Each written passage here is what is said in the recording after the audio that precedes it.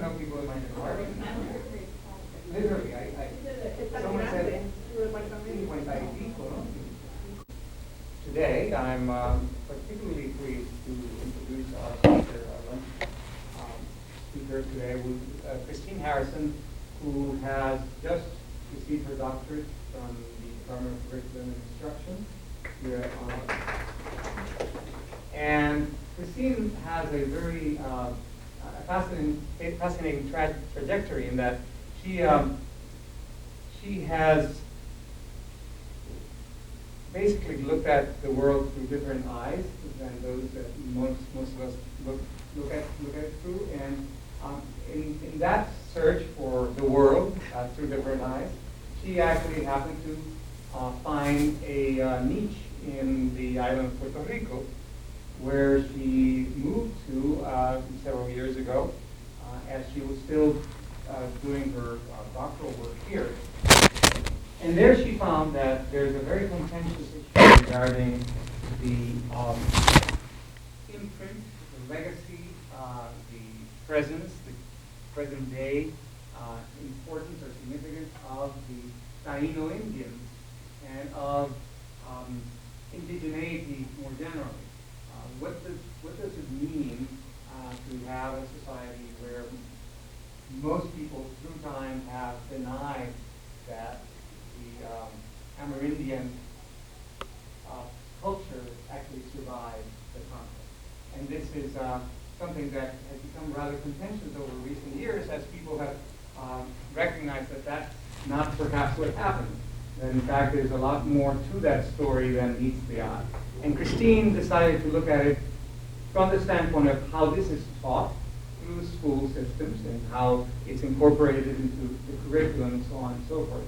And her research provides some interesting insights into that issue, but also insights into how you can reincorporate it into a curriculum that is more attentive to what's happening on the ground with people's awareness of their indigenous past. Okay? So with that, I'm very glad to introduce you, Kristine Harrison. Well, thank you very much for coming. And my first couple pictures were beautiful pictures of the beach and the El Yunque rainforest. And like Professor Scarano said, I lived in Puerto Rico for a year a while ago, and then for the last 2.5 years. And another thing I wanted to say about my time living there is that I had 2 parallel experiences with the school system. Can everybody hear me okay? My voice isn't too low? Okay, I had 2 parallel experiences with the school system. And one is that I was studying the school system. I did my proposal to study this topic, but I also had my kids in the school system. And they're 13 and 15. And they're the reason I'm back in Madison, because the school system has a lot of problems, and they didn't learn Spanish. And so while my PhD work, I defend the Puerto Rican school system, I defend teachers, I defend education, even though I'm looking at it politically. Personally, I have critiques of it, so I keep those 2 things separate. But anyways, this is just a picture in the mountains. That's a highway that you could find on a highway map, and from when I was driving around to interview teachers. This is the title. My title is Mapping Language Education Policy and Educational Imperialism, U.S. Schooling the Indigenous Element in Boriken, Puerto Rico.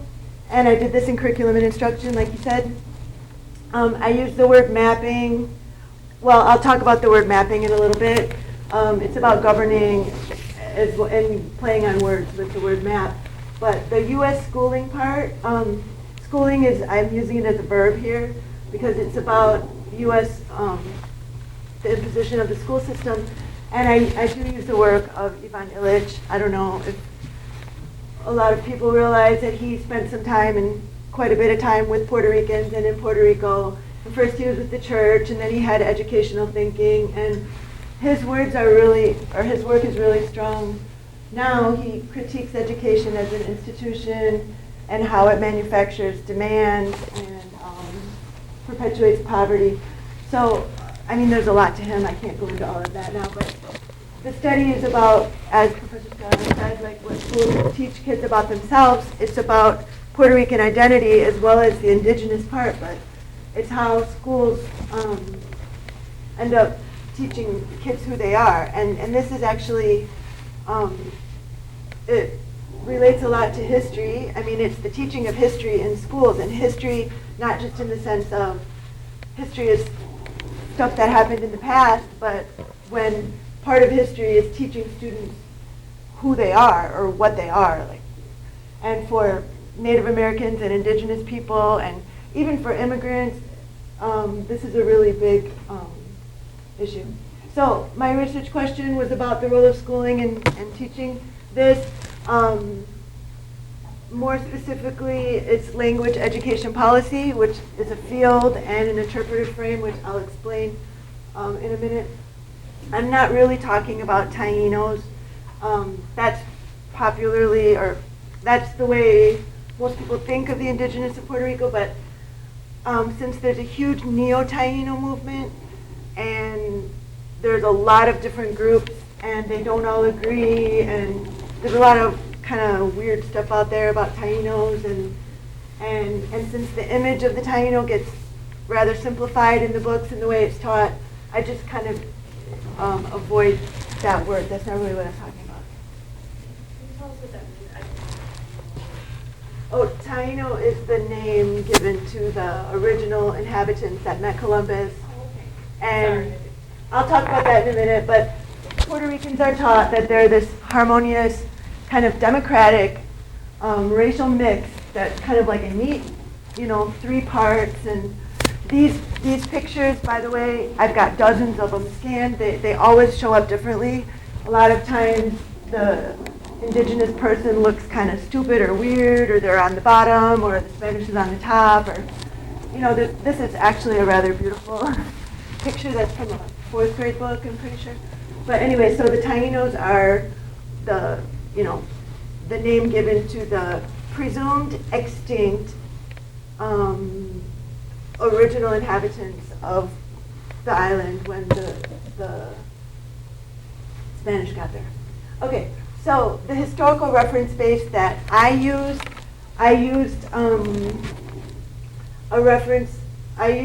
a body of knowledge that's not the official. I know the word official, there isn't exactly an official history.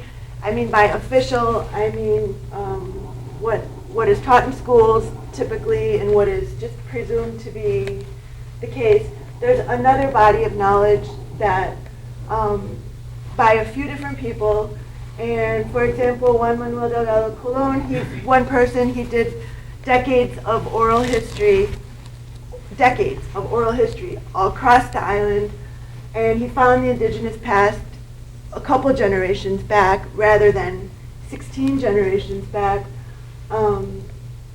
In the version of the different versions of history, like on the coast, and like in these maps, you can see this is Old San Juan, and later I have another map, but Old San Juan is really small, and it was a walled city, and then there was the rest of the island, which is mountains.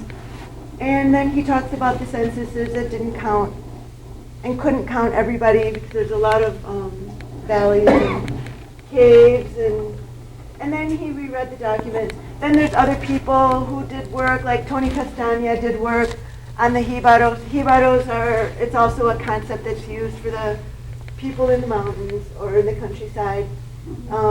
He was a 4th generation jibaro in Hawaii who was questioning his own family because he had learned that his family is Spanish and Indian. So he started investigating, and he ended up going back to Puerto Rico. He's like younger than me, I think, and he interviewed a lot of people, and there's people with, traditions, and they, different, the way they live and the way they consider it. So anyways, then there's Lynn Guitar. She's done work in Dominican Republic, and Jose Barrero has done work in Cuba. about the same issues of indigenous survival in the Caribbean.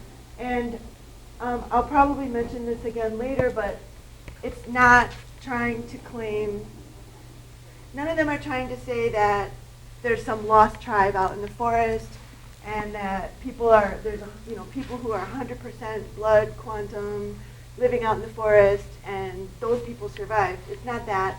It's just as part of the mix, which, what kind of importance to give it and what kind of a history is it. And in a minute I'll show you the version that's taught in the schools. So this is actually a family. I didn't meet a lot of people because I was dealing with the school system and the curriculum and the teachers, but I did meet this family and this, she's grown up, but you can see what they look like and they still do traditional stuff and they consider themselves indigenous and not Taino. They don't say we're Taino, they just have this way of life. So here's the school version, okay? So instead of what I just mentioned, which is kind of a rich history and more continuity, survival of culture through the Jibaros, this is what is taught in schools. Basically, this is just a page from a 4th grade book, but it kind of sums up the Taino people were pretty much all gone by like 1550 or so, and they were either sick or they were converting to Christianity or they were fleeing the island. So I have a lot of different skins like that, not in the slides, but I had all the books.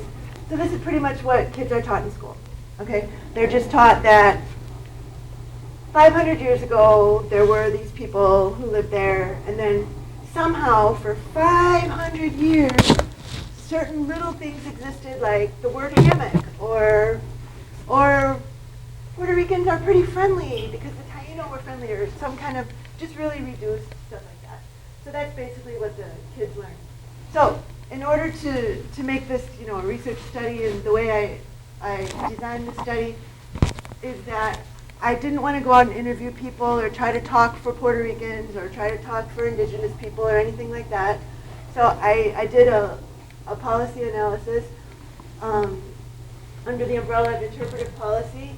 So what I did is I just, I looked at like federal policies.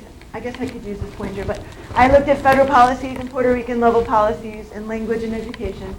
And then I looked at the curriculum, including the standards and textbooks. I did 4th and 7th grade. I'll talk about that in a second. And then because the policies kind of translate into the curriculum, and then that translates into teaching, what the teachers know and what they believe, but also what they have to teach, because they have to follow certain standards. And then all of those together kind of equal students' knowledge and identity formation. So that's kind of my research design. So there it is again up there. My methodology is indigenous methodology, which I'll talk about in a minute. Kind of a chain of analysis. So again, the policies kind of express the power and ideology. And again, these are federal, like U.S. policies. And then I chose 4th and 7th grade because they have to learn Puerto Rican history in 4th grade and 7th grade, and again in 10th. And that, interestingly, is from the Organic Law of 1990. Says that they have to learn 1 year of Puerto Rican history at each level. And it's really weird because in the 1999 version of the law, it doesn't say that, but they're still doing it. Unless I missed it somewhere, I couldn't find it. But I also chose Spanish and social studies because even though everybody said, no, it's just social studies that would teach this, since I'm using language education policy, which I'll describe in a second, my view is that integrating the subjects makes sense, and that in a Spanish classroom, since they're learning language and vocabulary and they're reading literature, it's a very easy place to teach history and identity. And so then I looked at the standards, and then I interviewed teachers. Okay, so this is I'm just going to show a couple maps really quick. This is just a map of the places where I did interviews. So this is Puerto Rico. Here's the little Old San Juan. My daughter drew these, and I went to these. These are all the municipalities. She drew in the barrios, you know, for each one. These are the ones I went to that are drawn in. And then here's another map I made.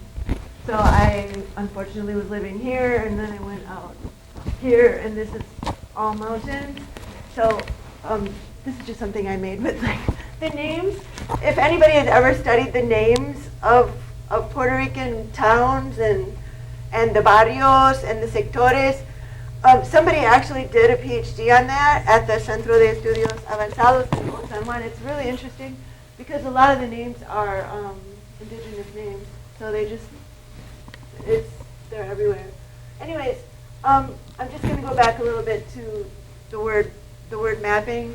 I mean, you all probably know, of course, know where Puerto Rico is, and one of the things that people always say is that Puerto Rico is so small, and I got really sick of hearing that because it's relatively small, you know?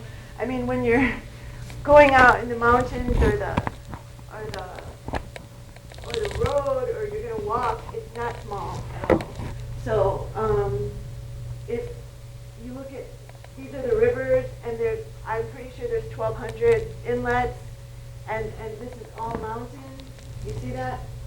There's really, and then with all these municipalities and barrios, there's really a lot of different places. So it's really, there's a lot of potential for different people to be in different places, you know, and some of them could be immigrants, some of them would be from wherever, and this is just how I looked at it. This is Paul Miller's map. I'll come back to Paul Miller a little bit later. But, so, now I'm just going to go back to explain the language education policy as a field. This map is Puerto Rico. You can see the 78 municipalities, and the colors are the different educative regions. So that's how it's divided, is the educative regions. There's about 1,500 schools. There's less than that now because they keep closing. I think 2 years ago they closed 75. This year they closed a bunch more. They're saying they're going to close like 500 more.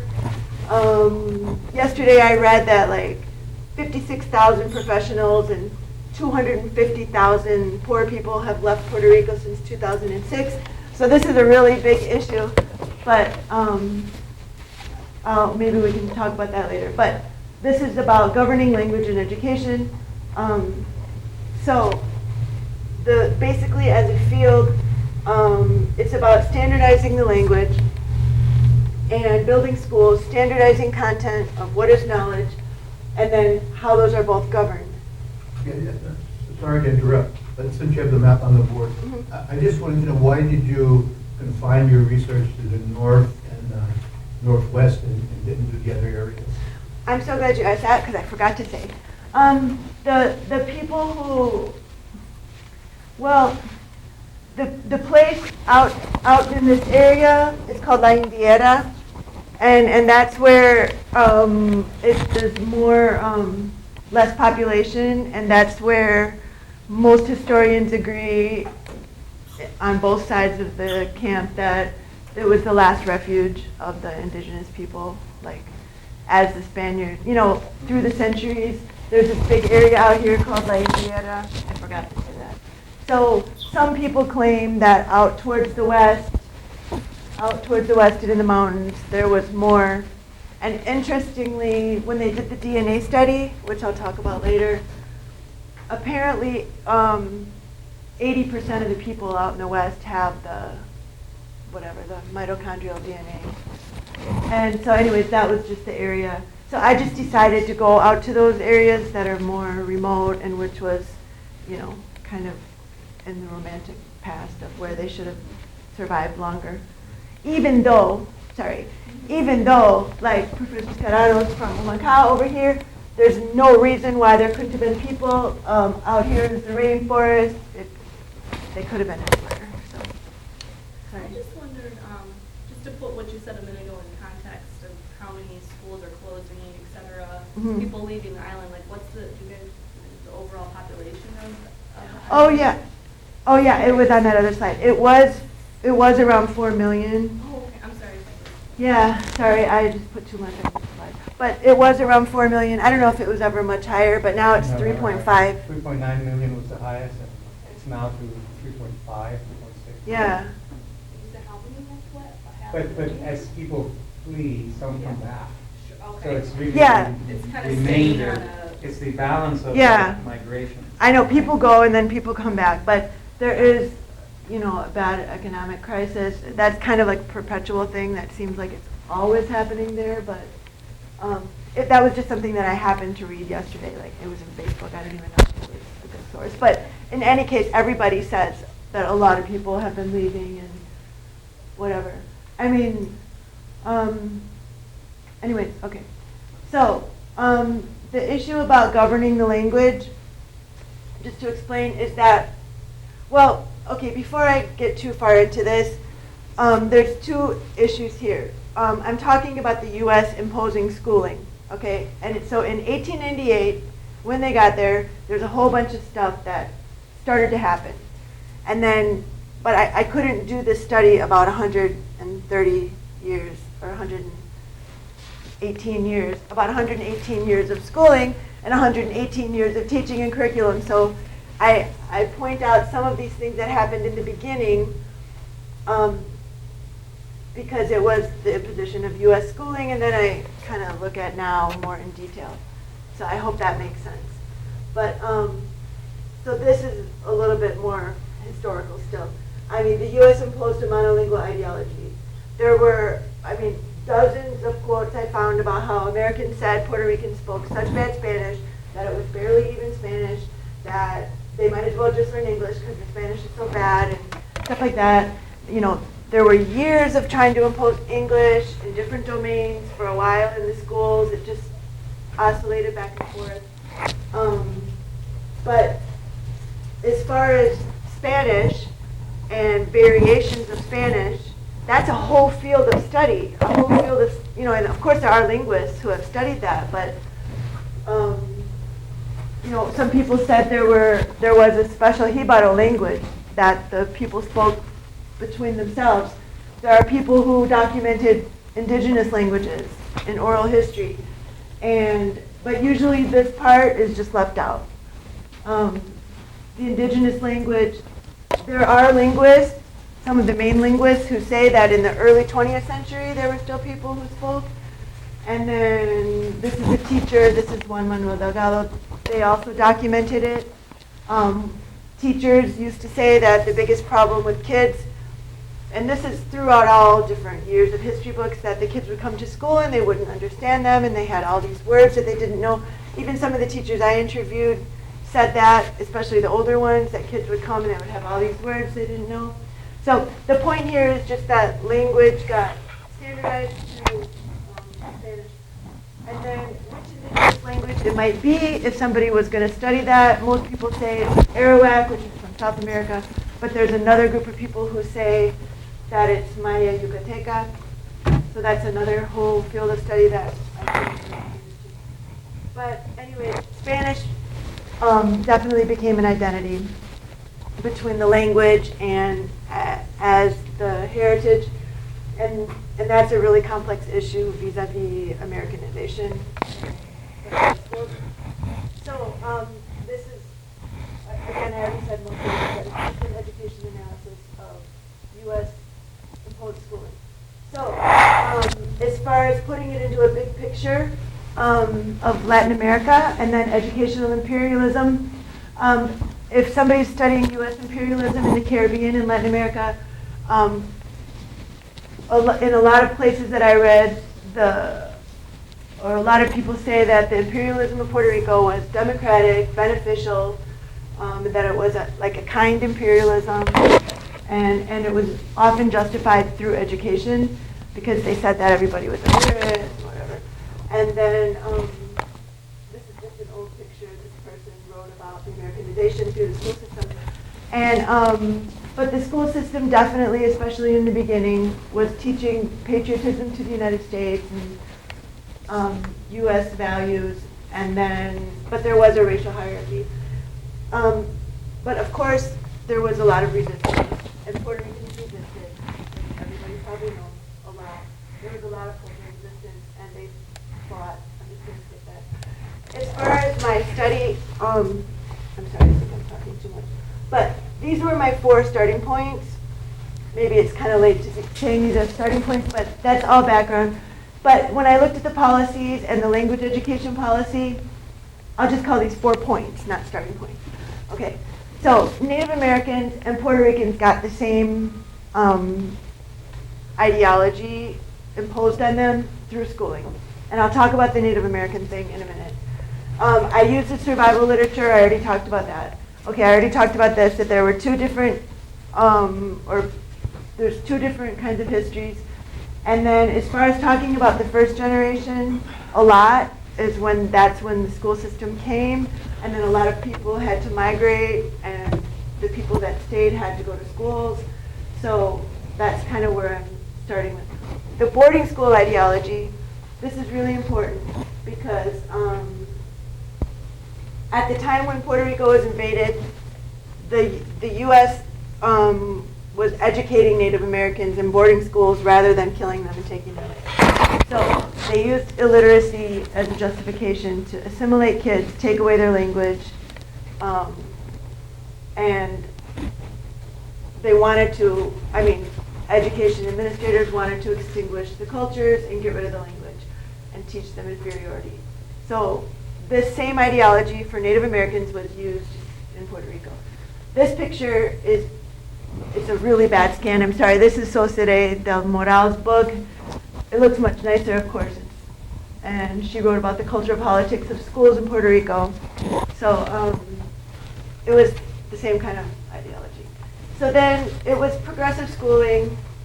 It was progressive schooling, progressive education that was going on here.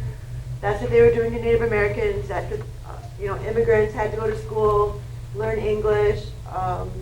It puts the burden on kids to negotiate their identity between what they have at home and what they learn in school. So as far as the indigenous question, I already mentioned about the blood quantum, but I'm not talking about blood quantum. I'm talking about their outlook and their identity. So this was my question about schooling the indigenous element. In Puerto Rico, this is just a map of the indigenous names. This is a map from a book of what kids would learn, of where the caciques lived, and this would be 500 years ago. So I used indigeneity as a conceptual frame. I think I'm just going to skip over this because I'm talking too much. But this is just the conceptual frame that I used, which was trying to use an indigenous perspective on things rather than a Western Eurocentric frame. So indigenous methodology, it's more about relational ontology, things being connected, language and education and knowledge being integrated and not just rule governed, not just a set of knowledge or pieces of information that are learned in school, but a way of life. I'm probably not doing it justice in just a moment, but We have plenty of time, too. yeah, I know. I was trying to not talk so much. So does anybody have any questions? Am I talking really fast? Or? We have till 1, so. Yeah, I know. But I was hoping people would ask stuff. So I'll try to get to the end and then go back. But I just chose the indigenous framework as part of the research design because it just fit with looking at